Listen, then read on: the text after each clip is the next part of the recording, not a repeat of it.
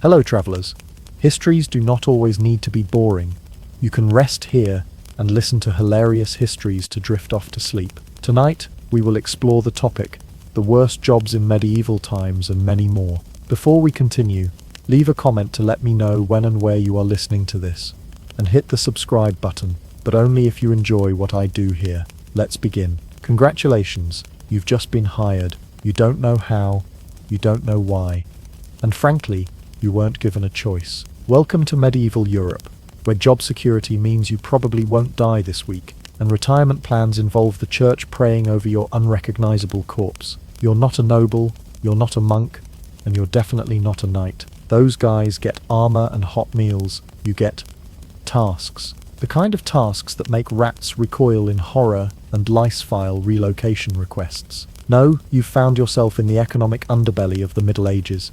The part nobody writes poems about. So buckle up, peasant. We're going job hopping through the absolute worst gigs history has to offer. Spoiler alert, most of them involve filth, or being yelled at by someone who bathes once per moon cycle. Let's begin with your first position.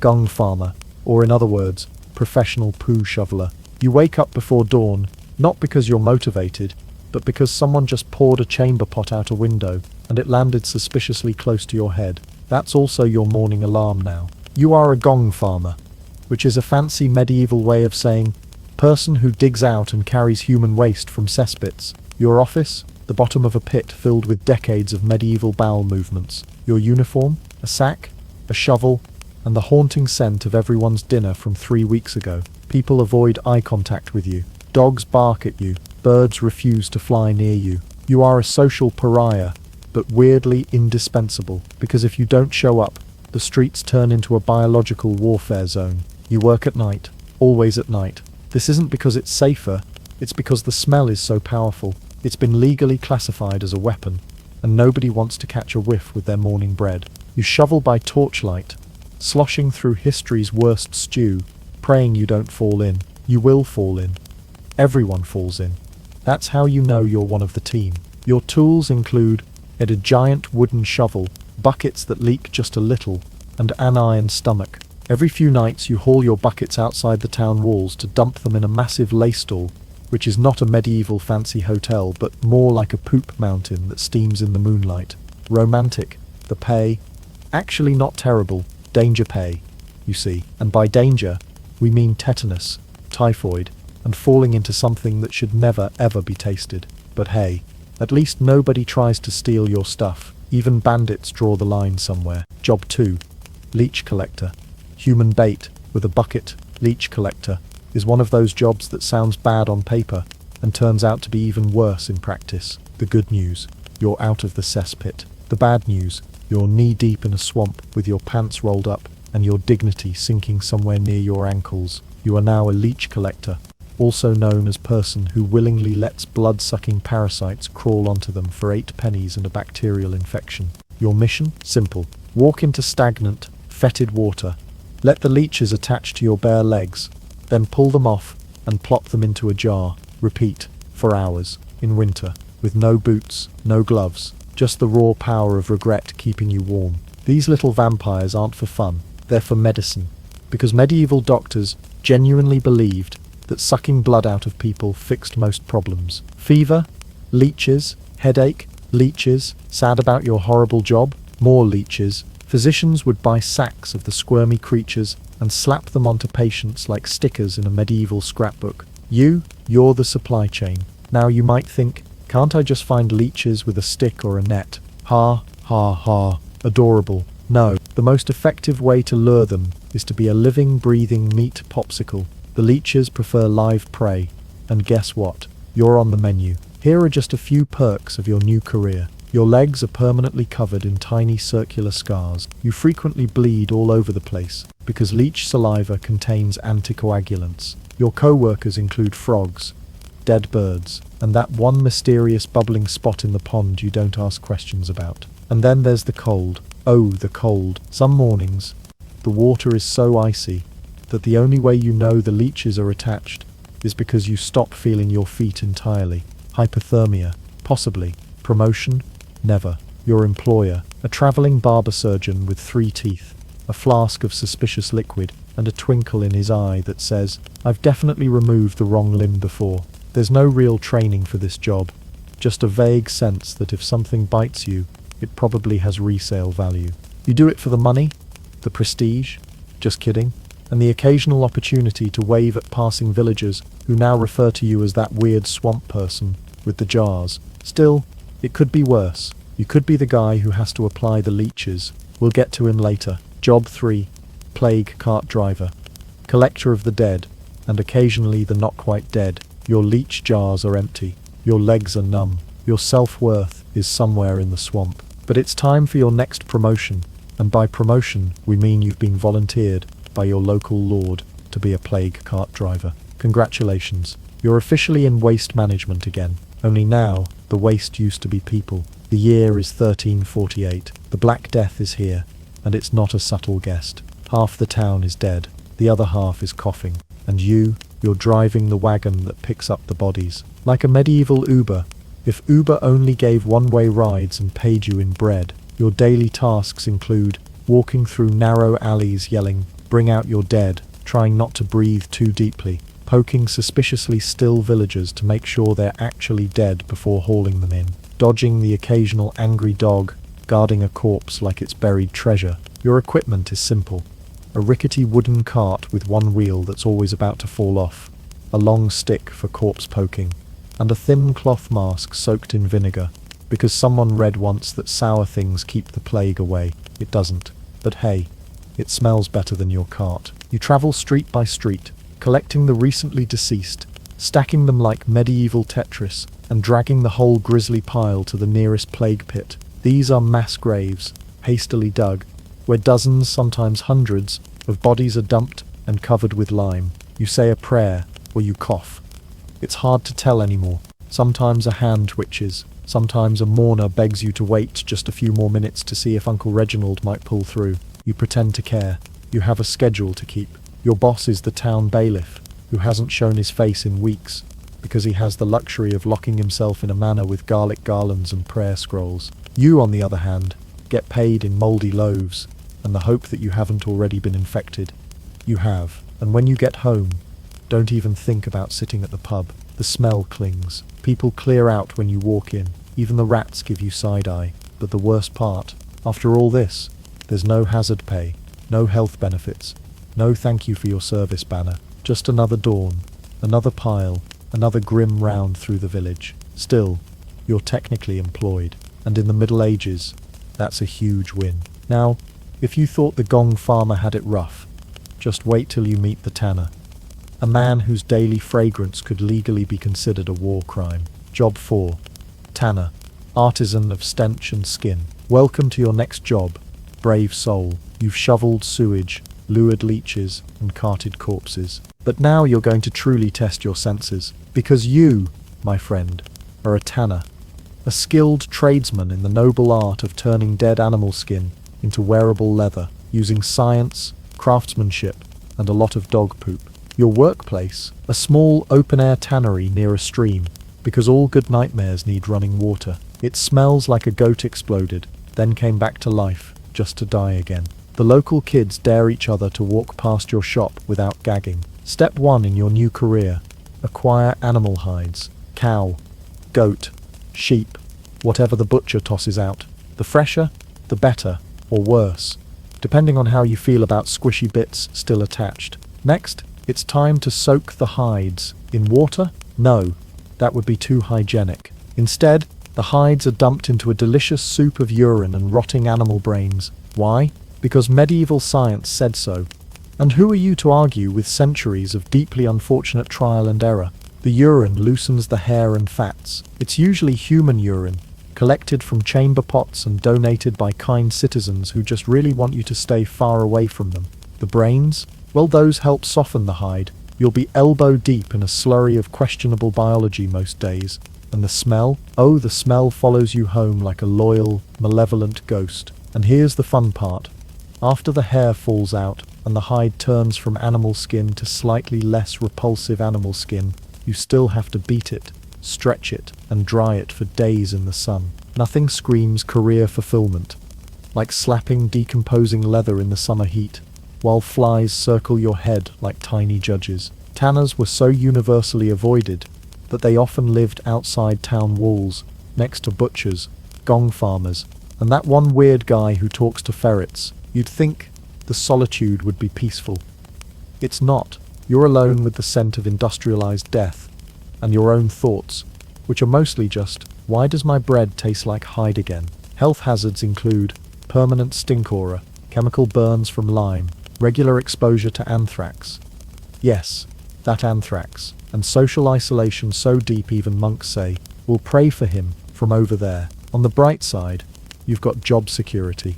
Everyone needs leather, for shoes, armor, belts, saddles, and that one rich guy's unnecessarily tight pants. So while you might smell like a battlefield in a barn, your craft is in high demand. But don't expect thanks, just coin, and the occasional thrown-up breakfast from passers-by. Now we're getting to the true horror of medieval healthcare. Forget herbs and poultices. You're now a tooth drawer, which is medieval speak for guy with pliers, and a wildly misplaced sense of confidence. Job 5.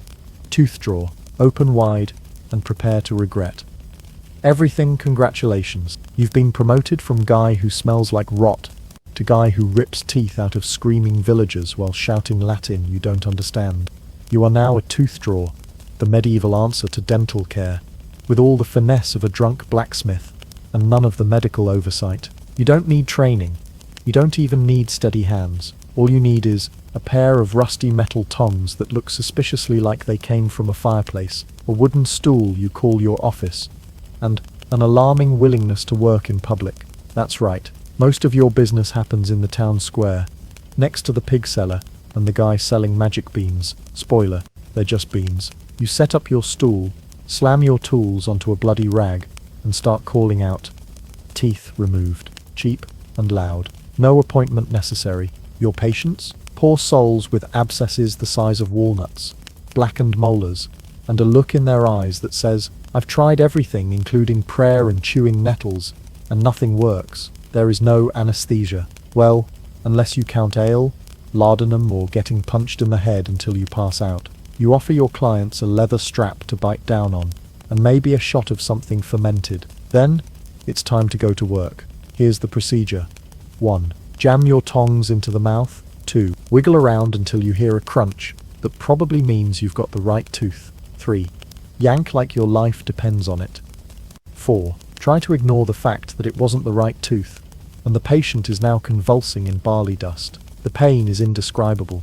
The blood sprays. The audience applauds. You wipe your tongs on your sleeve and bow, like you just played a harp solo. Sometimes the jaw breaks. Sometimes the tongue gets in the way. Sometimes the tooth turns out to be a rock jammed in there during a bar fight 3 months ago. You pull it anyway. You're paid either way, in coin, bread, or occasional chickens. And if the wound gets infected, well, that's between the patient and God now. Also, you're a traveling tradesman, which means you bounce from village to village like a toothy grim reaper on tour. You show up, set up your stool, extract a dozen molars, and leave before people realize half their swelling is now worse. And your competition, barber surgeons. Those guys are cutting hair, draining blood, and sawing off limbs like it's a medieval spa day. You, at least, have the decency to limit your chaos to the mouth. Still, for all the pain and permanent damage you cause, people are oddly grateful, because for a few minutes they actually believe the agony in their jaw might end. And sometimes it even works. Sometimes you've scraped poop, dragged corpses, and yanked out teeth like a goblin with anger issues. But now it's time for something truly royal. Welcome to the cushy world of palace life, or at least it looks cushy. You're now the whipping boy, and while the title sounds like a weird medieval insult, it's actually a real job. A job that requires no skills, no tools, and just a very punchable destiny. Job 6. Whipping boy. Your Majesty's official pain sponge. Let's set the scene. You're living in a castle. You have clean clothes, decent meals, and you even get an education alongside a young prince. Sounds great, right? Wrong, because the prince is a spoiled, royal little terror with the self-control of a sugar-drunk squirrel. And you're here to suffer whenever he messes up. Why? Because the prince is above being punished. Literally. No one is allowed to hit royalty. It's against the law, God's will, and common sense. But someone has to pay when he throws a tantrum in Latin class, shoots an arrow at the stable master, kicks a bishop, or demands that dessert be entirely made of swans, and that someone is you. You are the emotional support punching bag for the future, king of everything. When the prince misbehaves, you get flogged, smacked, or caned, right there in front of him. Because the theory is, watching you suffer will make him feel guilty and stop misbehaving. Spoiler, it doesn't. He usually just eats a grape and says, "That looked like it hurt." Your life is a bizarre mix of noble privilege and open-air beatings. You dine with royalty, study Latin, and sleep in a feather bed. Then, at noon, you're hauled outside and whipped for something you didn't even do. Teacher, Your Highness, you failed to memorize your conjugations. Prince, oops, you already taking your shirt off with a sigh. The real kicker, you have to stay friends with the prince. That's part of the job. You're supposed to be close enough to him that he cares when you cry. So after he's caused your bruises, he might swing by your chamber and say, "Wanna play chess?" You do not want to play chess. You want to scream into a pillow stuffed with peasant tears. Eventually, you may age out of the position, or if you're lucky, the prince actually grows up and becomes fond of you, fond enough to give you a title, a pension, or a job that doesn't involve public flagellation. Some former whipping boys actually ended up as trusted advisors, which is great, because no one knows how to keep a monarch humble like someone who's been caned on his behalf 437 times. But most just ended up with lifelong emotional trauma, an irrational hatred of royalty, and very confusing feelings about friendship. Still, as far as medieval jobs go, it's better than shoveling leeches into your boots or drowning in cowhides. Just try not to flinch when the tutor walks in with the birch rod. Now, welcome to the fuller's life, where your entire job is to step in pea-soaked wool all day and somehow not lose your will to live. You've been a corpse cart driver, a plague witness, and a royal scapegoat. But now, it's time for you to become the medieval version of a spa technician. If the spa was full of disease, urine, and wet sheep. Job 7. Fuller. Medieval foot masseuse. For wool and warm pea. Your new job begins at dawn. The birds are chirping. The mist rolls gently over the village hills, and you are ankle deep in a bucket of human urine. Ah, nature. You're a fuller, and that means you've been hired to clean and thicken raw wool, not with soap, not with lavender, but with alkaline ammonia. And the most convenient free source of that, everyone's pee. So yes, before you even step into the workshop, you've had to collect chamber pots from the entire village, dodging suspicious stains, questionable smells, and people yelling, "Hey, don't spill mine, it's fresh." Your factory is basically a stone room filled with tubs of wet wool marinating in a delightful cocktail of human urine, rainwater, water, sweat, and your personal regret. Now comes the real labor. You step in barefoot and stomp for hours, like a squishy grape dance. But instead of making wine, you're helping fabric become less greasy and more wearable. Each squelch is a personal reminder that your career counselor failed you. Let's pause for a moment. Do you know what raw wool smells like? It's a mixture of sheep sweat, barnyard funk, and something faintly resembling an old sandwich that sat in a helmet. Now imagine that soaked in pee and churned with your own body heat. Welcome to Aromatherapy 1347 edition. But wait, there's more. Your skin, constantly burned from ammonia exposure. Your feet, wrinkled like a raisin's depressed cousin. And the room you work in is always warm and humid because cold pee doesn't activate the magic. So congratulations, you now live in the world's worst sauna. Your co-workers are other miserable stompers, most of them already half-deaf from shouting over the echo in the stone room.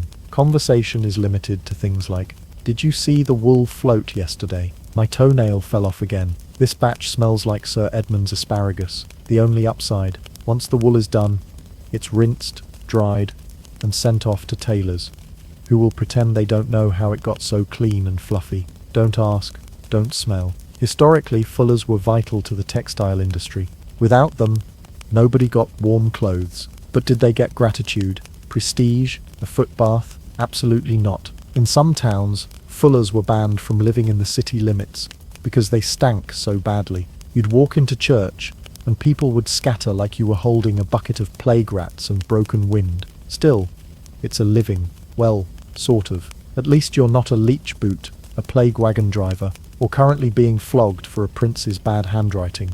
Ah, the rat catcher. Truly the medieval equivalent of pest control. If pest control involved zero science, maximum danger, and a strong chance of accidentally starting another plague, welcome to Job #8, where your daily routine includes wading into filth, negotiating with rats, and occasionally locking eyes with death himself, and saying, "Not today, buddy, I've got a tail quota." So, you want a job, a noble trade, something with adventure, purpose, and maybe a side of public admiration. Instead, you get, "Hey, you there, go crawl into that plague hole and make the rats go away. Congratulations, you're now a rat catcher, the town's most disposable line of defense against the ever-present, skittering, disease-laden apocalypse on pause." Let's begin with the outfit. You get a burlap sack, a long stick, some bacon grease, and a truly misplaced sense of bravery. Your tools are not advanced. There are no traps, no poison, and certainly no protective gear, unless you count your lucky sock. Your first job of the day is to track where the rats are most active. This typically means behind the butcher's stall, beneath a plague cart, or anywhere with a combination of garbage, filth, and people screaming from the shadows. Once found, you either 1. Whack them with a stick while praying they don't scatter into your pants. 2. Coax them into your sack using bait and the promise of no sudden movements, a lie. 3. Or send in your ferret. Yes, medieval pest control sometimes came with a sidekick. If you're lucky, the rats stay dead. If you're unlucky, they bite you. Fun fact, medieval people didn't know rats carried fleas, which carried Yersinia pestis, the bacteria behind the Black Death. They thought the plague came from bad air, sin, or witches.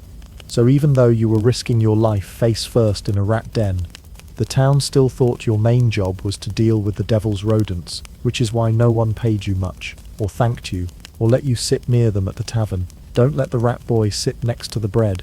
You know what rats love? Warmth, food, and horrific environments. You know what medieval towns were full of? Exactly that. So your job never ends. You go home covered in scratches and fleas, possibly infected, definitely sweating, and you sleep to the sound of more scratching in the walls. Still, you're considered essential, kind of like a medieval fireman, except instead of putting out flames, you just hope you don't burst into boils. On rare occasions, you're actually hired by the church or nobility to keep holy or noble places rat-free. These are your good days. The rats are fatter, yes, but at least they're fat on wine and cheese, not infected liver and swamp water. Your career ends in one of 3 ways. 1. You retire early, due to extreme nibbling. 2. You get the plague, and die in the very rat hole you tried to clean. 3. Or against all odds, you survive long enough to become a local legend. The man who once caught 40 rats in a single night, and only lost 1 toe. Wear that toe loss like a badge of honor, my friend. Food taster. The perfect job for someone who loves cuisine, court life, and playing Russian roulette with roasted pheasant. Welcome to Job 9, where your job is to eat delicious meals that may also kill you. You've just landed a highly prestigious role in the medieval world, royal food taster. That's right, you're part of the noble household. You get access to the grand halls, the golden goblets, the glistening pork pies, and the constant possibility that your lunch may be your execution. See, in the medieval mindset, the biggest threat to a noble's life, besides war, rebellion, disease, or falling off a horse in tights, was poison. Nobles were constantly terrified someone would slip something into their food, especially at fancy banquets, which were about as safe as juggling torches in a hay barn. So who gets to solve this problem? You, the human guinea pig, the final boss of buffets. You report to the kitchens at dawn, where steaming stews and mysterious jellied eels await. Your job is to sample every single dish before it's served to the lord, lady, prince, or king. If you keel over foaming at the mouth, the dish doesn't get served. Problem solved. No pressure. And let's be clear, nobody cares if you die. That's literally your role. The cook gets off the hook, the noble survives, and your name becomes a footnote in the next feast. Maybe they'll remember to bury you with a half-chewed leg of mutton. Oh, and by the way, you're not protected by science. There's no lab testing, no antidotes, no hazmat suits. You're relying entirely on your gut, literally, to detect arsenic, hemlock, belladonna, or whatever someone angry and literate read about in a Roman scroll. To make things more dramatic, poison often didn't act instantly. Sometimes it took hours or even days to work. So if you don't collapse face first into the soup within 5 minutes, the noble assumes the food is fine. Meanwhile, you're sweating through your doublet, wondering if that weird tingling is a death rattle or just medieval indigestion. Let's talk perks. You do get to eat well, better than most peasants. Roast duck, cheese wheels, honey cakes, exotic fruits. But you also get the joy of wondering if that delicious bite of fig pudding is secretly a venomous trap set by your employer's third cousin, who's seventh in line to the throne and just a little too ambitious. You also get to hang out with nobility, but not like with them. You're basically part of the furniture. They don't want conversation. They want a canary in a culinary coal mine. And if you're too confident and actually enjoy the food, they'll get suspicious. Why does the taster like the soup so much? Was he bribed? Has he built up an immunity like some kind of spicy food sorcerer? Next thing you know, you're being accused of conspiracy, tortured for fun, and replaced by some other unlucky soul who thinks gravy can't hurt you. But the good news, you may eventually retire if you survive long enough and earn the Lord's trust. Some royal tasters became advisors, kitchen overseers, or even knights, because nothing says battle-hardened like surviving the almond pastries of Duke Richard the Paranoid. Still, next time someone offers you a free meal with no strings attached, just remember, in medieval times, the only thing more dangerous than being poor was being invited to dinner. Alright, buckle up, because Job 10, Petardie, is one wild ride straight to how did I even survive this. You've just landed what's basically the medieval equivalent of being a human firecracker technician. Your mission, to blow up castle gates so your army can storm in, assuming you don't blow yourself up first. No pressure. Picture this. You're standing under a fortress gate, clutching a petard, which, spoiler alert, is basically a big metal bomb packed with gunpowder. Your job is to light the fuse and hope it opens the gate instead of your chest. Medieval explosives? Think fireworks but with less safety regulations and more oops. You sneak up, try to wedge this fiery death trap under the gate, and then light the fuse. The fuse burns slowly, like the suspense in a bad horror movie. You pray to every saint and deity you know, hoping the explosion doesn't just turn you into a medieval firework display. Spoiler, sometimes it does. No helmets, no bomb suits, just faith, shaky hands and a prayer. Your buddies? They're yelling run from a safe distance while you're still frozen, hoping the thing doesn't blow prematurely. Because if it does, you're not just toast. You're toast with a side of shrapnel. And let's not forget the noise. The bang is deafening, the smoke blinding, and the smell. Imagine burning sulfur mixed with crushed dreams. If you survive, you get to hear the triumphant cries of the gate is down and the grateful screams of your comrades charging through the breach.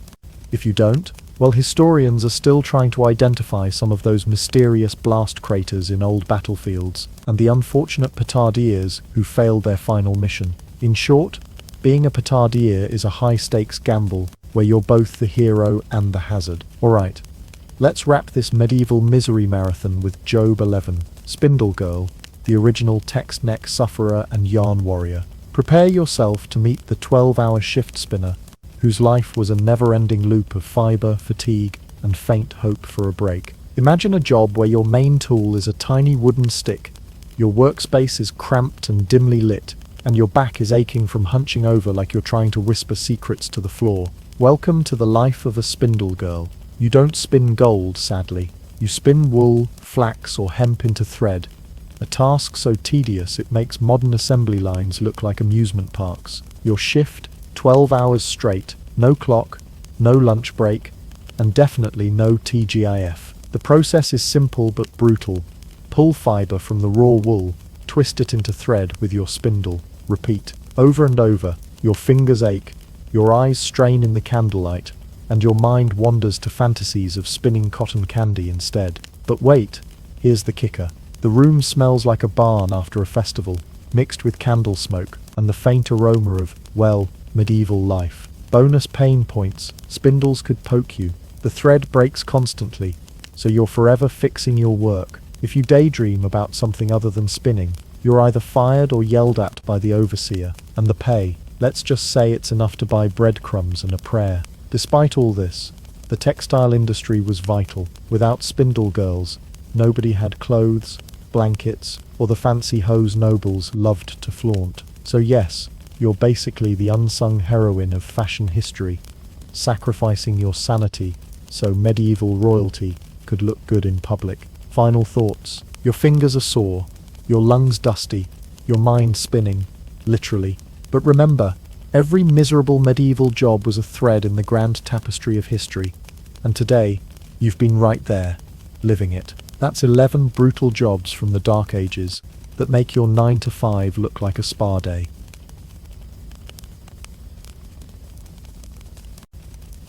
How people survived or didn't without refrigeration. Imagine this, it's a sweltering summer day in medieval Europe. The sun is beating down mercilessly.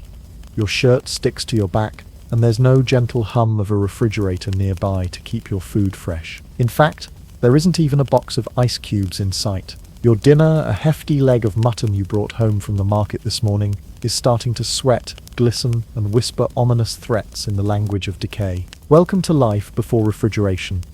The era when keeping food fresh was less about technology and more about having a nose for trouble. Food spoils. We all know this. But long before the invention of the electric refrigerator, the simple act of not dying from your dinner was a full-time job. No sealed Tupperware, no expiration dates, blinking at you like tiny food police. No frozen meals waiting in the back of the freezer. Just you, your wits, and a highly refined sense of smell. Before refrigeration became widespread in the late 19th century, people had to rely on a variety of clever, sometimes gross, and occasionally downright desperate techniques to keep their food from turning into a science experiment gone horribly wrong. Spoiled food wasn't just unpleasant, it could kill you. The stench of rotten meat or sour milk was more than a bad smell. It was a danger signal. Ignore it at your peril. So how exactly did our ancestors keep food from becoming a petri dish? Strap in, because it was a wild, smelly ride. First up, salt. Not just a seasoning or a way to jazz up bland food. Salt was the medieval equivalent of a superhero preservative. It worked by sucking moisture out of meat and fish, making it impossible for bacteria to throw their little decay parties. Without moisture, bacteria and molds couldn't thrive. Salt was so valuable for preservation that it became a form of currency. Ever wonder why your paycheck is sometimes called a salary? It literally comes from the Latin word for salt, salarium. Imagine this. Instead of money, you get a nice pile of salty pork belly for your work. Thanks for the hard labor. Don't forget to brush your teeth after. Salting was a common and fairly effective preservation method, but it wasn't always cheap or available in large quantities. So if salt wasn't your thing, or you just couldn't afford it, what then? Enter smoking and drying. Smoking meat was essentially the medieval version of turning your food into a campfire-flavored jerky. Meat was hung over smoldering fires for days, drying out slowly and soaking up a smoky aroma that, let's be honest, probably masked some pretty funky odors underneath. The smoke not only flavored the food, but also created a barrier against bacteria and insects. Plus, dried meat was lighter and easier to transport, perfect for armies or travelers. Sun drying was another go-to method, hanging strips of meat or fish in the warm air to slowly turn them into chewy, leathery snacks. Not exactly gourmet, but effective. If you think fermentation is a trendy health fad of today, think again.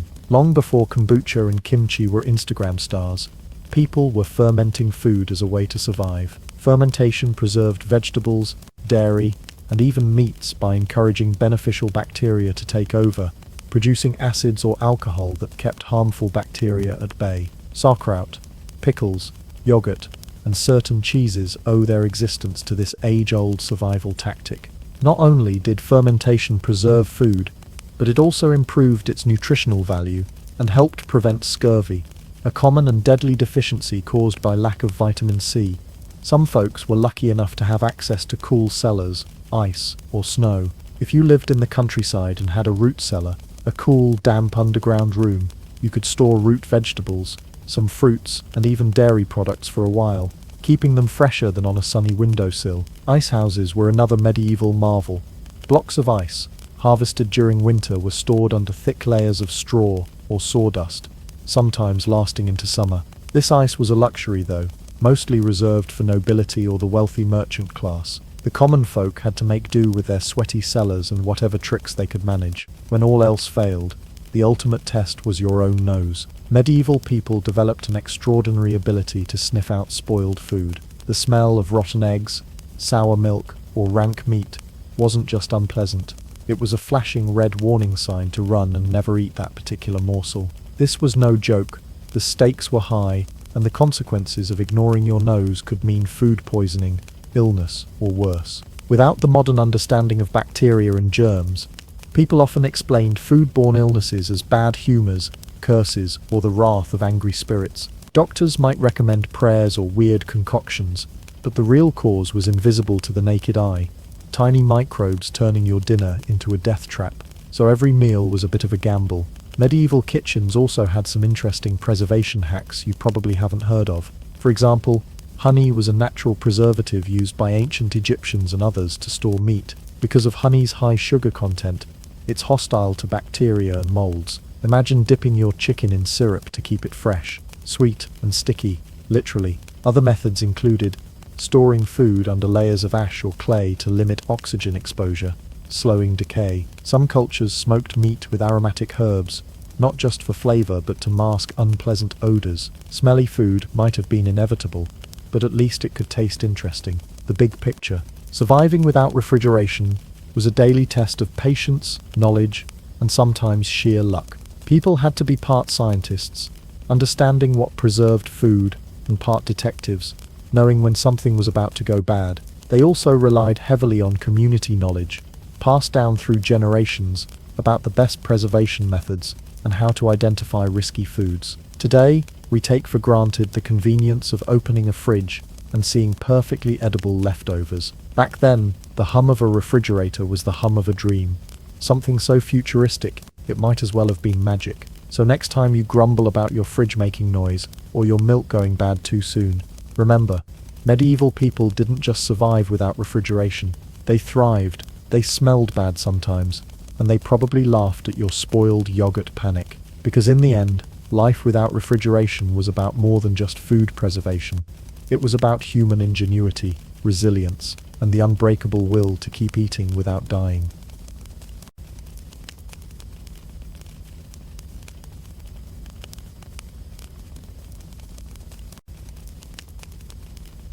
Alfred the Great, the Anglo-Saxon king who defended England from Vikings and established education reforms, he's sometimes overshadowed by other kings but was a remarkable leader.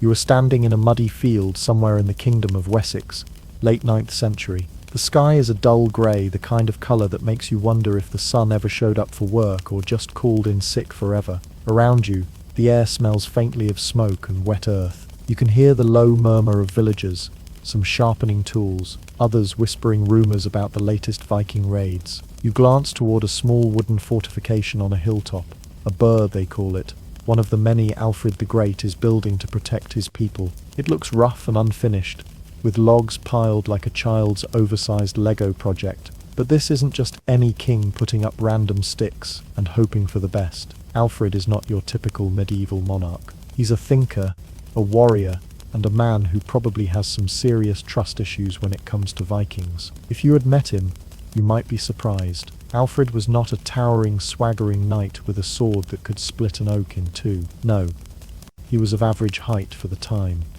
Maybe a bit pudgy from long hours spent reading instead of running around the battlefield. Legend says he even lost a chunk of his hair early in life due to a mysterious illness, because why not add a little personal drama to the story? His early years were full of typical prince stuff, learning how to swing a sword, memorize poetry, and prepare for a kingdom constantly under threat. You'd think being the youngest son would mean less pressure, but Alfred was the kind of guy who took that as a challenge. Youngest? Great. More time to plot and plan. But don't let his scholarly side fool you. Alfred was fierce when it came to defending his people. The Vikings had been raiding England for decades, treating towns like all-you-can-eat buffets and burning everything in sight. And guess what? Alfred's kingdom was next on the menu. So there you are, watching as Alfred steps onto the muddy ground, wearing a crown that looks a bit too shiny for the grimy world he's trying to save. His advisors are nervously pacing around him, clutching scrolls and maps, while Alfred squints toward the horizon where dark sails appear. Viking ships. The year is 870-something, and things are not looking good. Alfred's army has been beaten more times than you've lost, at a medieval board game called Who Can Survive the Long Winter Without Starving. The Vikings are terrifying, big guys with wild beards, axes that could cleave a tree in half, and a sense of humor about burning villages that's definitely not funny to the locals. Alfred knows charging headlong into battle with just swords and hope won't cut it. So he does what any great leader would do, he thinks. A lot. Like, I'm pretty sure I can't out-Viking the Vikings, but maybe I can outsmart them kind of thinking. His solution? Build burhs. These are not fancy castles with moats and dragons yet, but simple fortified towns made from earthworks, wooden walls and ditches, the kind of places where villagers can run and hide. Vikings get confused, and Alfred's soldiers can regroup. Picture it. A string of these burhs spread across Wessex like a medieval version of Wi-Fi hotspots, except instead of internet access, they provide safety and a place to stab an invading Viking if needed. The burhs are also linked by roads, making it easier for Alfred's forces to move quickly, kind of like a medieval Uber, but with more swords and less rating system. The Vikings, faced with these new obstacles, find it harder to raid at will. Alfred's burhs become a thorn in their side, like trying to eat a sandwich that's wrapped up tight in 7 layers of armor. It slows them down, frustrates them, and buys Alfred precious time. It's not glamorous work. Alfred spends countless hours overseeing construction, dealing with cranky villagers who hate having their fields turned into dirt fortresses, and probably cursing at a few misplaced logs. But this strategy pays off. Slowly but surely, Wessex starts to push back. It's 878 AD. You're crouched in the marshy woods of Somerset, trying to stay quiet while the cold mud squelches beneath your boots. The Vikings have been terrorizing the land for years, and Alfred's forces are down to their last breaths. The king himself has been forced into hiding, gathering what little support he can muster. It's grim, and honestly, you're probably wondering how this guy's going to pull it off. But Alfred is nothing if not resourceful. He's been training his troops, rallying the locals, and quietly planning a counterattack. You can almost hear him muttering to himself, "Okay, Vikings, you think you've won, but wait until I show you what a king who burns his own bread can do." Speaking of bread, here's the legendary bit. While hiding out, Alfred took refuge in a humble peasant's cottage. The lady of the house asked him to watch the bread baking in the oven, but Alfred, distracted by the stress of impending battle and the fact that Vikings were probably just a mile away, got sidetracked. The bread burned to a crisp. Now, imagine the peasant woman's face. She's furious. Not just because the bread is ruined, but because you don't mess with someone's bread.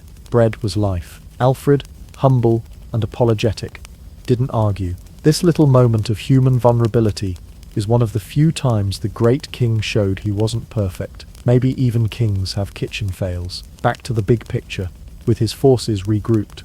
Alfred led a surprise attack on the Viking army at Edington. The battle was fierce. Picture muddy fields turning into a sea of clashing swords, flying arrows and war cries that would make a modern football stadium jealous. Against the odds, Alfred's troops routed the Vikings. The Viking leader Guthrum was captured, or rather convinced to negotiate. Alfred struck a deal. Guthrum agreed to convert to Christianity and retreat to East Anglia, drawing a boundary line between Viking and Anglo-Saxon lands. This treaty was more than a truce. It was a turning point. It gave England a chance to breathe and rebuild. Alfred's strategy wasn't just about fighting. It was about smart leadership and diplomacy. So next time you feel overwhelmed by life's battles, whether it's a tough boss or burning your toast, remember Alfred the Great, who managed to outsmart the Vikings, negotiate peace, and still burn his bread like a regular human. Now that the Vikings are mostly pushed back, and the kingdom isn't on fire every week, Alfred turns his attention to something a little less bloody but just as important: education. Because let's be honest, even kings need to hit the books once in a while. Alfred wasn't content with just wielding a sword. He wanted to wield knowledge. Picture Alfred sitting by a flickering candle in a drafty hall, surrounded by piles of dusty manuscripts written in Latin, a language so complicated it probably sounded like a secret code to most people.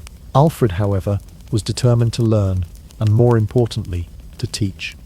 You see, back then, literacy was a luxury. Most people, including many nobles, couldn't read or write, which made running a kingdom tricky. Alfred believed that knowledge wasn't just for monks in monasteries. It was a weapon against ignorance and chaos. Plus, if everyone could read a little, maybe fewer people would get scammed by dodgy priests or fall for Viking propaganda. So what does Alfred do? He starts translating important Latin texts into Old English, the language his people actually spoke. Think of it like your favorite king handing out bilingual dictionaries and saying, "Here, read this, it'll help." He didn't stop there. Alfred set up schools and encouraged education across his kingdom. He wanted every noble's kid, and eventually commoners too, to learn reading, writing, and some good old-fashioned history. It was like a medieval version of Back to School, except with fewer backpacks and more parchment scrolls. One of his most famous projects was promoting the Pastoral Care by Pope Gregory the Great, a guide on how bishops should take care of their flock. Alfred translated it himself, showing he wasn't just a figurehead but actively involved. Imagine a king who not only leads armies but also edits textbooks. Talk about multitasking.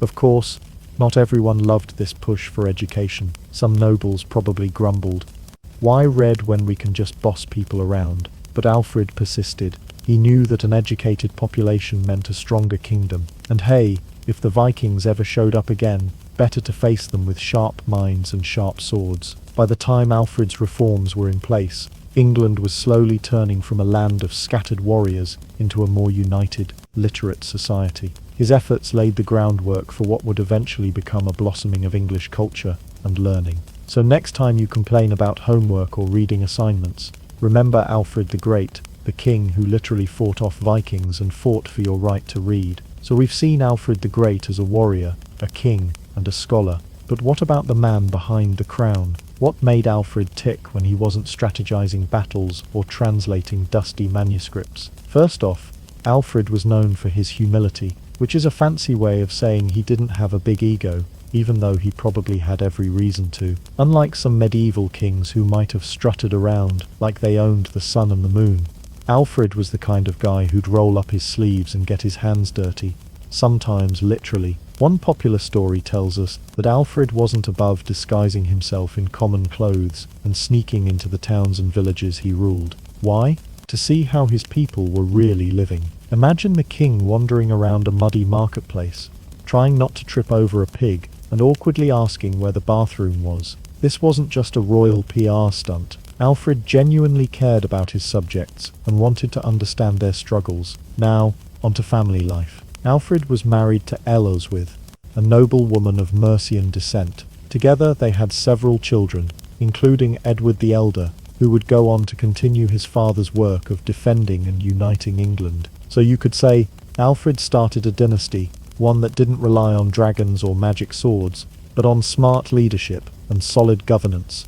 Despite the responsibilities of kingship, Alfred made time for his family. Letters and chronicles suggest he was a devoted husband and father, which is impressive considering he probably had to juggle Viking invasions, kingdom politics, and the occasional burnt loaf of bread. And let's not forget, being a medieval king wasn't exactly a relaxing 9-to-5 job. Alfred's days were packed with everything from military drills to religious ceremonies, but through it all, he managed to maintain a sense of balance. There's even a tale that during a siege, Alfred was so committed to his role as a family man that he took a break to teach his children, because nothing says king like a pop quiz on Latin grammar while arrows fly overhead. Alfred's quirks didn't stop there. He was known to have a fondness for riddles and poetry, which might seem odd for a guy who also organized military defenses. But this love for language and wit made him a beloved figure among scholars and commoners alike. It's as if Alfred knew that sometimes the best way to lead a kingdom was with a sharp mind and a quick smile. So Alfred the Great passed away in 899 AD, leaving behind a kingdom that was bruised but unbroken, smarter than before, and a little less Viking-infested. But like all legendary figures, his story didn't just end with his last breath. No, Alfred's legacy grew wings, and maybe even a bit of a mythical beard, as stories about him spread far and wide. First off, there's the fact that Alfred was called the Great, which might sound like a straightforward title, but back then, only a handful of kings earned that kind of nickname. So people weren't just saying, "Hey, nice crown." They were saying, "This guy was a game changer." It's like calling someone the Beyoncé of kings. High praise, no pressure. Over the centuries, Alfred became the subject of legends that mixed fact with a dash of fantasy. One popular tale says that Alfred was visited by angels who helped him defeat the Vikings. Imagine a medieval version of the Avengers, but with halos and harps instead of capes and superpowers. Then there's the story about his famous walking stick. Legend says Alfred carried a staff that had magical powers, helping him walk long distances and inspiring his troops. While there's no actual evidence of magic, it's fun to think of Alfred as the original walking stick wizard of medieval England. Another charming myth tells of Alfred's wisdom and fairness, extending even beyond the grave. Some tales say his spirit still watches over England, protecting the land from harm. You might imagine him ghosting around castles, silently judging poorly written letters, and giving side-eye to anyone burning bread. These stories did more than entertain. They helped shape English identity for generations. Alfred became a symbol of resilience, wisdom, and just the right amount of "don't mess with me." When England faced other threats in later centuries, leaders and common folk alike would look back at Alfred as the ultimate role model for standing firm and using brains as much as brawn. Even historians centuries later struggled to separate the man from the myth. Was Alfred really as perfect as the stories made him out to be? Probably not.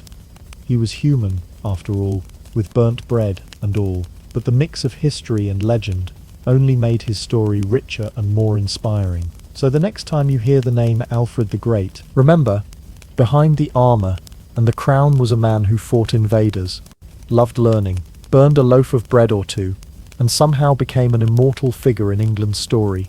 A king whose legend still echoes in castles, textbooks, and yes, even your history playlists. So there you have it. Alfred the Great. A king who battled Vikings with sword and strategy, burned bread like a regular human, and fought just as hard for knowledge as for his kingdom.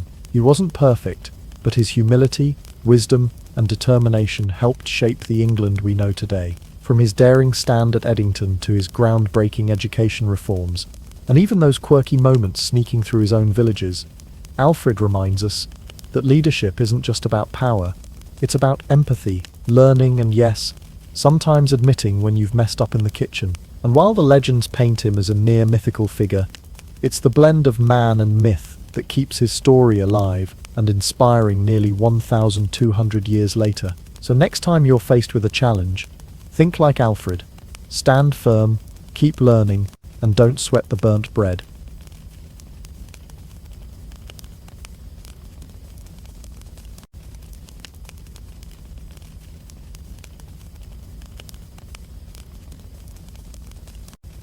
Imagine it's the late 19th century, and you step into a cluttered laboratory filled with strange humming machines, crackling sparks, and the unmistakable smell of burnt wire. Amid the chaos stands a tall, thin man with piercing eyes and a shock of unruly hair. Nikola Tesla. If you thought your neighbor was a bit eccentric, wait until you meet this guy. Tesla wasn't just an inventor.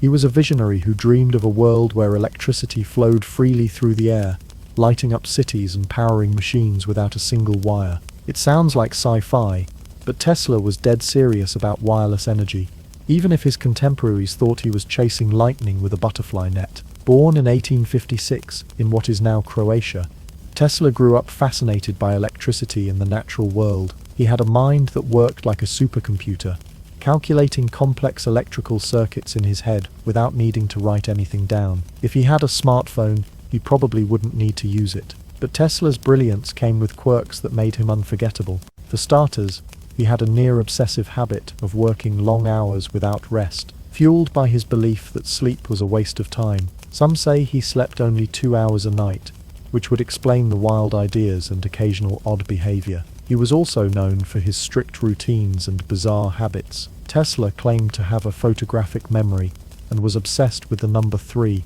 walking around a block 3 times before entering a building, and insisting that everything in his life be divisible by 3. Imagine trying to organize a meeting with him.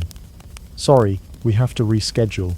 It's not divisible by 3. Tesla's eccentricities extended to his social life. He had a deep aversion to germs and was reportedly terrified of touching hair. And despite his fame and groundbreaking inventions, Tesla died alone and in relative obscurity in a New York hotel room in 1943. But what about those inventions? From the alternating current AC system that powers our homes today to ideas that seemed decades ahead of their time.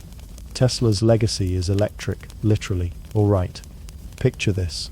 It's the late 1800s, and electricity is the new frontier. The world is buzzing, sometimes literally, with inventions that promise to light up the darkness and power the future. Enter Nikola Tesla, a man with a mind so sharp and ideas so electric, they'd make your hair stand on end. If you were lucky enough to be nearby without getting zapped. Tesla's most famous invention, the alternating current system, or AC for short. Now this might sound like boring electrical jargon, but it was actually the key to powering entire cities efficiently. Before AC, Thomas Edison, Tesla's chief rival, was pushing direct current DC, which was like trying to water a garden with a leaky bucket. It worked, but only for short distances and small areas. Tesla's AC system was the powerhouse behind modern electricity distribution, able to travel long distances with minimal loss of energy. Imagine Edison trying to sell you a clunky, inefficient light system, while Tesla offered you a slick, city-wide grid that could light up everything from your humble home to the grandest skyscraper. The competition between these two inventors got so intense, it earned the nickname the War of Currents, with Edison even going as far as publicly electrocuting animals to prove AC was dangerous. Talk about shocking marketing tactics. Tesla, on the other hand, wasn't afraid to think bigger, way bigger. He dreamed of wireless electricity, imagining a world where power could be transmitted through the air without cables, like invisible rivers of energy flowing around us. He built the Wardenclyffe Tower in New York as an experimental giant transmitter, hoping to beam free electricity worldwide. Unfortunately, investors weren't convinced, and the project ran out of funding. Turns out, promising to light the world for free doesn't always pay the bills. But Tesla didn't stop there. Some of his ideas sounded like they belonged in a sci-fi novel, rather than the 19th century. He proposed a death ray, a weapon so powerful it could bring down enemy planes from miles away. Think of it as a precursor to today's laser technology, but much more dramatic and deadly. Whether it really existed, or was a bit of Tesla's flair for the dramatic, is still debated. He also envisioned harnessing energy from the Earth itself, tapping into geothermal power and the natural electric fields of the planet. And if that wasn't enough, Tesla experimented with devices that could produce artificial lightning, creating lightning bolts in his lab that were over 100 feet long. Talk about lighting up a room. Tesla's life was a mix of genius, eccentricity, and sometimes outright madness. His inventions revolutionized the way we use electricity, but his flair for the dramatic and wild ideas sometimes made investors and the public unsure whether they were witnessing the next big breakthrough or a man chasing lightning bolts in a storm. Now, stepping away from the sparks and inventions, let's get up close and personal with Nikola Tesla, the man behind the genius, the quirks, and well, the sheer eccentricity. Imagine walking into Tesla's hotel room or lab. You'd find an environment that's, let's say, highly unusual. Tesla was famously obsessive about cleanliness. He washed his hands incessantly, not just a little, but to the point where you might wonder if he was trying to scrub the electricity off his skin. Some say he had germophobia, a fear of germs so intense it shaped much of his behavior. If you sneezed near him, you'd better have a good excuse. Tesla was also terrified of touching hair. Yes, hair, whether it was someone else's, or even his own. The idea reportedly gave him the creeps. So picture Tesla in a crowded elevator, or market, carefully avoiding any stray locks, like they were little electric snakes, ready to strike. And here's a fun one.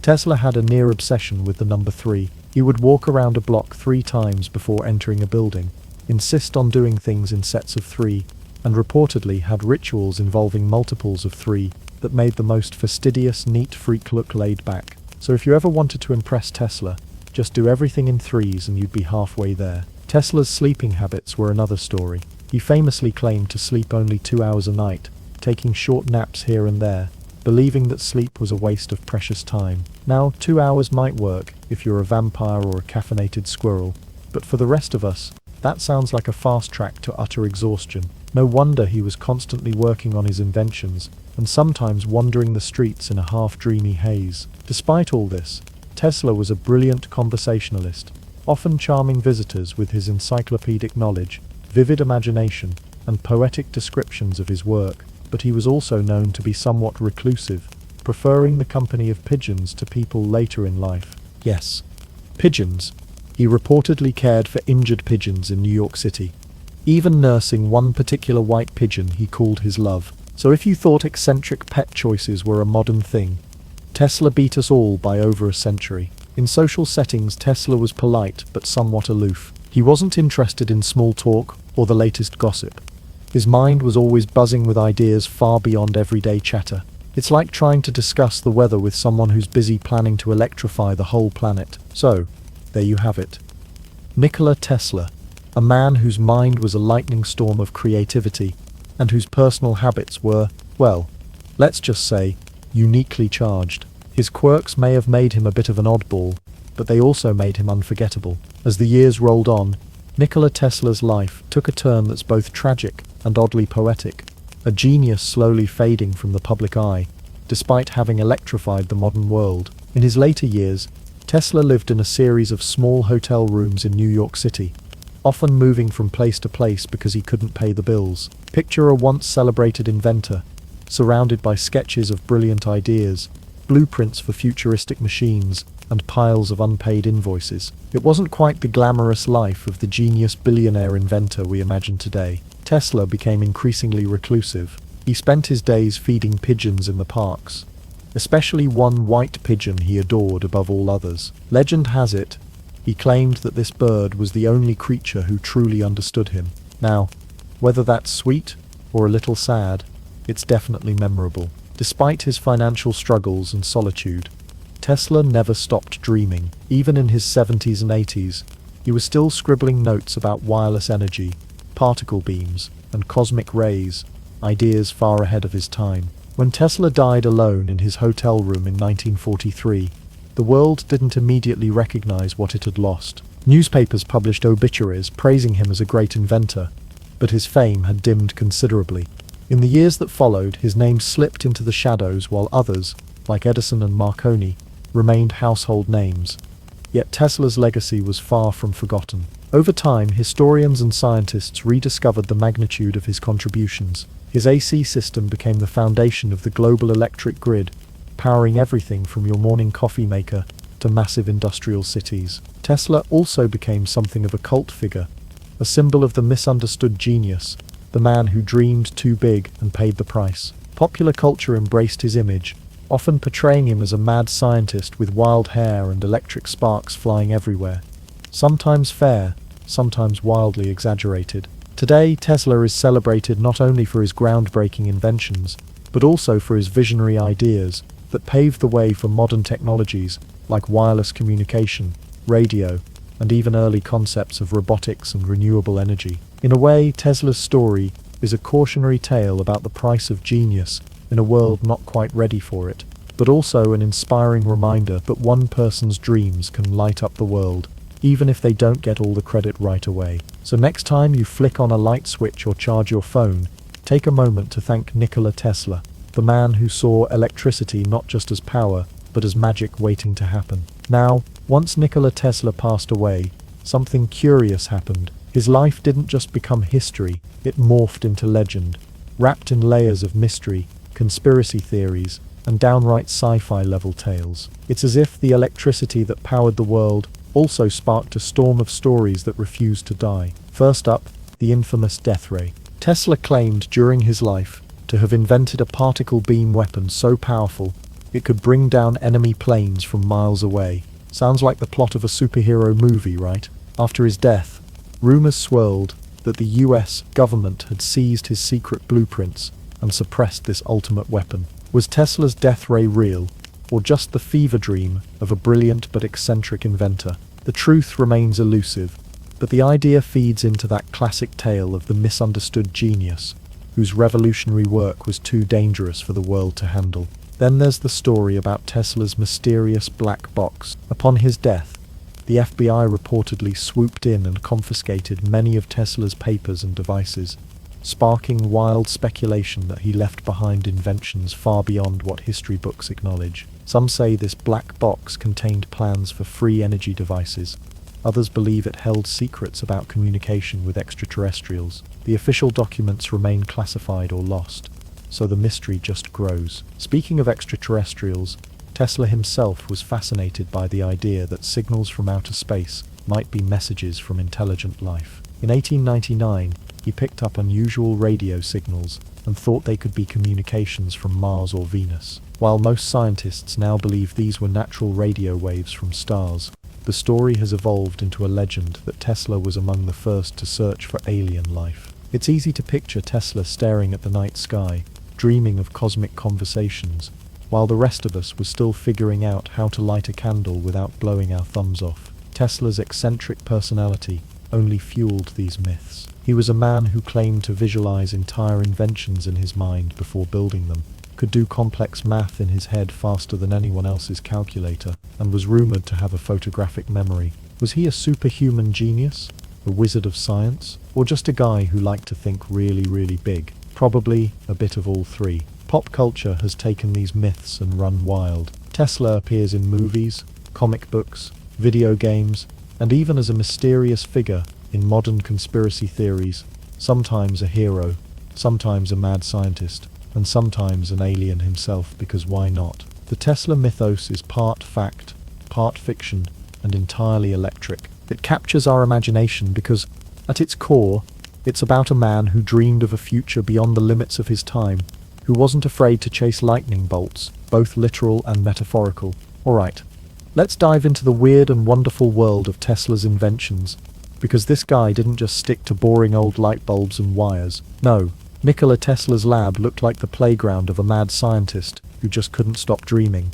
And sometimes those dreams got pretty well strange. First up, the Tesla coil. You've probably seen it in movies, those crazy lightning arcs jumping between metal rods like electric snakes doing a disco dance. But Tesla didn't just invent this flashy gadget for show. The Tesla coil was meant to transmit electricity wirelessly through the air. Imagine charging your phone just by waving it near a coil.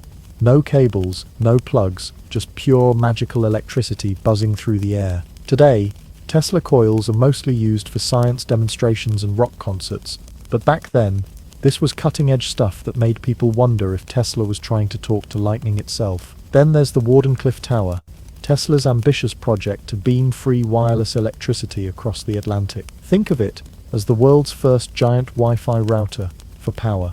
The tower was supposed to send energy through the Earth's atmosphere, lighting homes and powering factories without a single wire. Sounds amazing, right?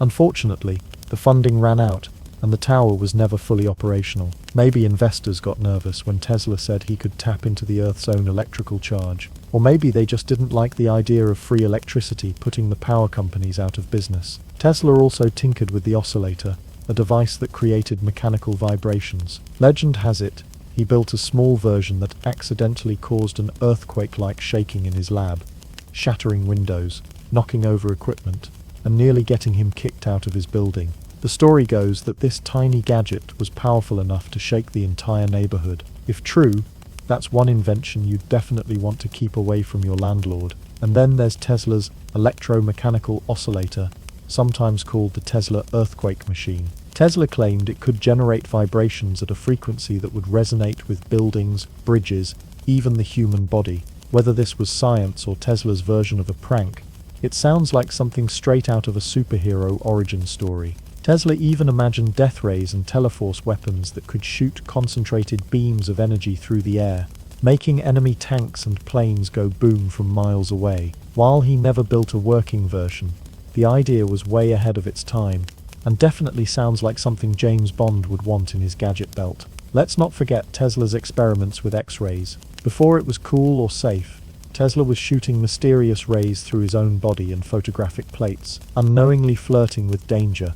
He believed X-rays could reveal secrets hidden beneath the skin, kind of like an ancient superhero's X-ray vision, but with more sparks and less spandex. Finally, Tesla dreamed of robotic devices powered by wireless energy. That's right, he imagined robots long before they became a staple of sci-fi and factory floors. His vision of machines that could move and work autonomously was revolutionary, even if the technology of his time couldn't quite catch up. Tesla's inventions were a wild mix of genius, imagination, and a sprinkle of what some might call mad scientist energy. Some worked brilliantly and changed the world.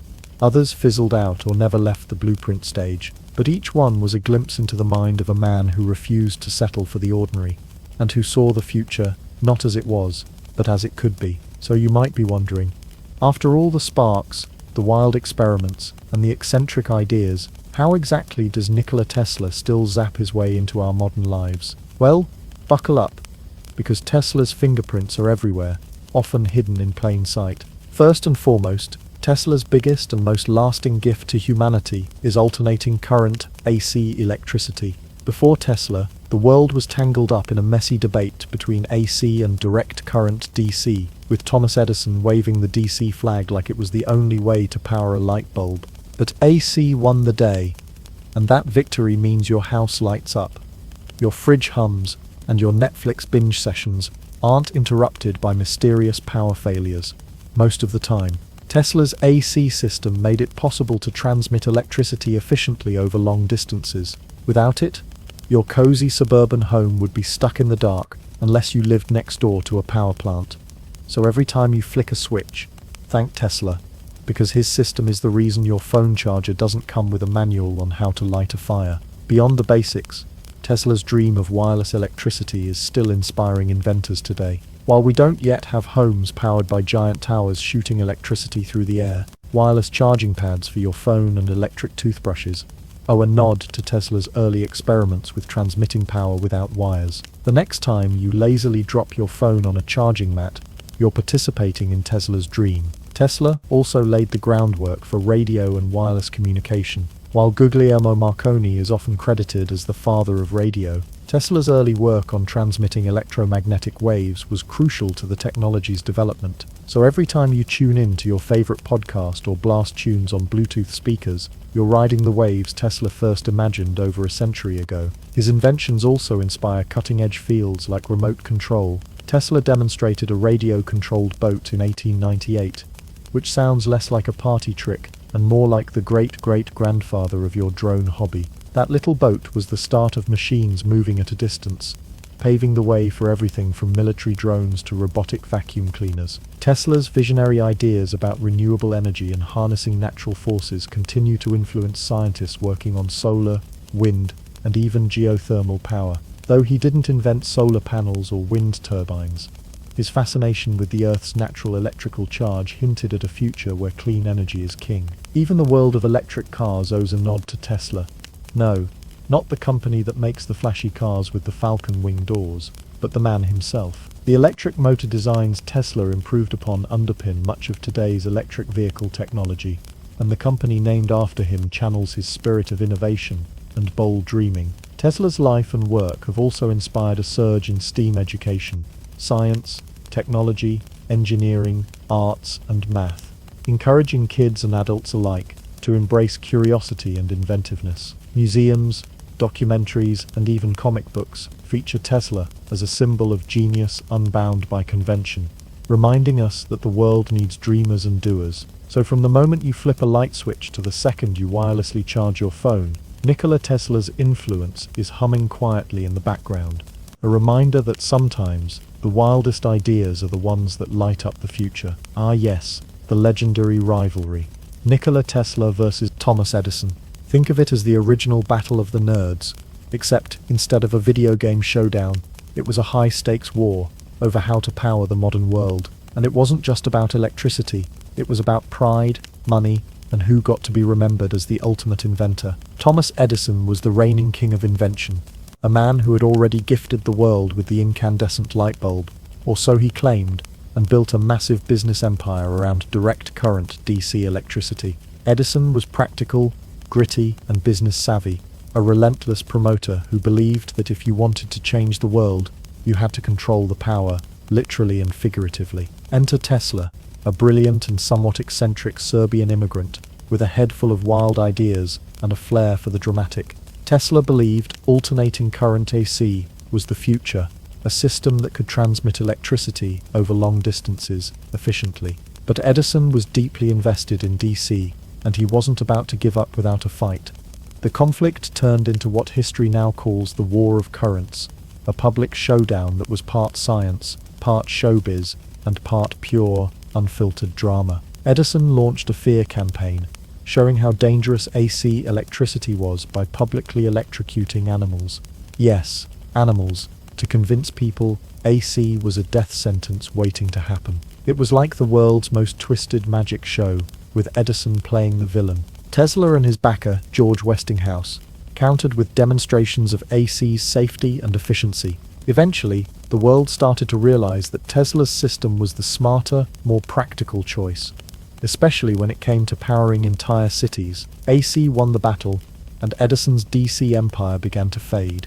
But this rivalry was about more than just electrical currents. It was a clash of personalities. Edison was the savvy businessman who believed hard work and invention went hand in hand. He famously said, "Genius is 1% inspiration and 99% perspiration." Tesla, on the other hand, was the dreamer, the visionary, who seemed to live in a world of ideas so big and strange, they sometimes slipped past the practical. Despite their rivalry, neither man could deny the other's brilliance. But the bitter feud took a toll. Tesla died in relative obscurity and poverty, while Edison remained a celebrated American icon. It wasn't until decades later that Tesla's genius was more fully appreciated, and his contributions finally got the spotlight they deserved. So next time you charge your phone or flick on a light, remember the dramatic backstage battle between these two titans of invention.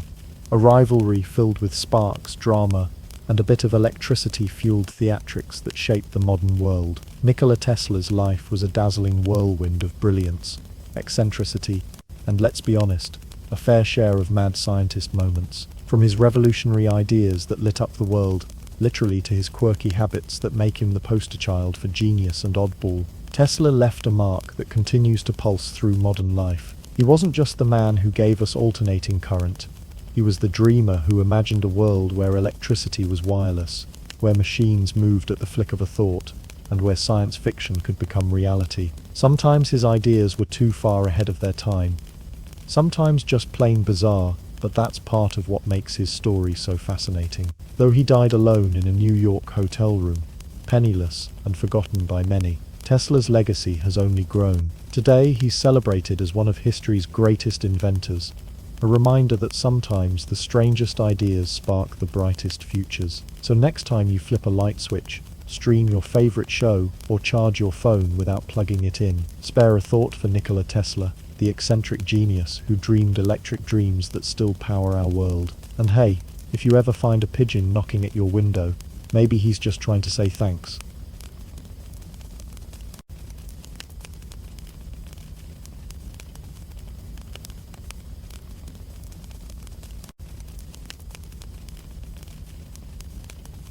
The Great Emu War, when Australia lost a war to birds.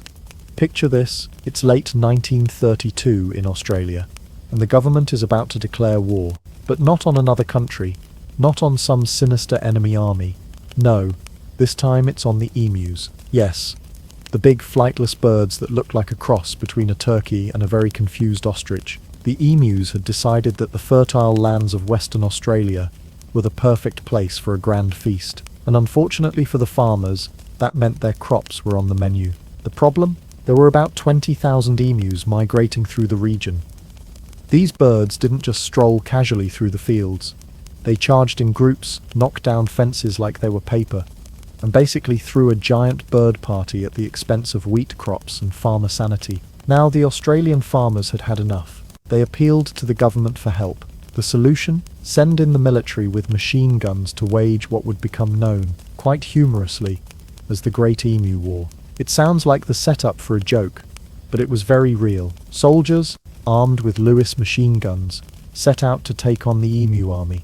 The mission? Reduce the population, save the crops, and restore order. The reality? Well, let's just say it didn't quite go according to plan. So the soldiers arrived armed with machine guns, ready to unleash some serious firepower on the emus. What could possibly go wrong? Well, first off, the emus were not exactly sitting ducks. These birds were fast, like really fast. and they had a remarkable ability to scatter in all directions faster than you can say bird flu. The first encounter was underwhelming for the soldiers. They set up their guns, waited for a flock to strut by, and opened fire. Problem was, the emus didn't just stand there politely for target practice. They split into small groups and scattered in every direction, dodging bullets like feathered ninjas. The machine guns jammed. The soldiers quickly realized their high-tech weapons were not designed for bird chasing. After a couple of frustrating attempts, the tally was fewer than 50 emus neutralized. Not exactly the decisive victory they'd hoped for, but the emus weren't just surviving. They seemed almost to be taunting the soldiers. They'd run away in one direction, then suddenly double back to confuse their pursuers. These birds had tactics.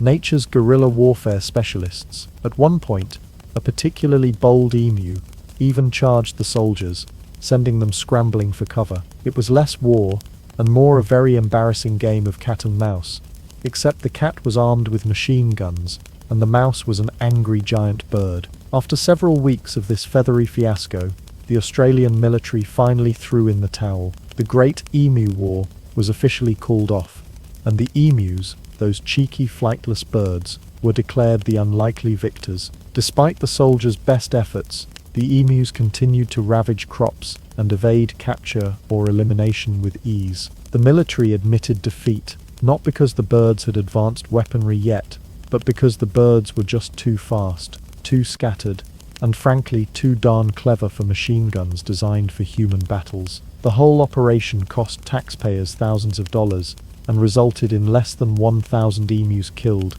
a fraction of the population causing the destruction. In other words, Australia lost a war to birds, and it remains one of the most bizarre military blunders in history. The government soon realized that trying to fight nature with machine guns was like trying to hold back a flood with a paper towel. The solution?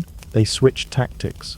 Instead of guns, they built exclusion barriers and offered bounties for emu scalps, proving once again that humans might be good at many things, but bird warfare isn't one of them. So, next time you think about losing a battle, just remember, somewhere in Australia, a giant bird is probably still laughing at the Great Emu War.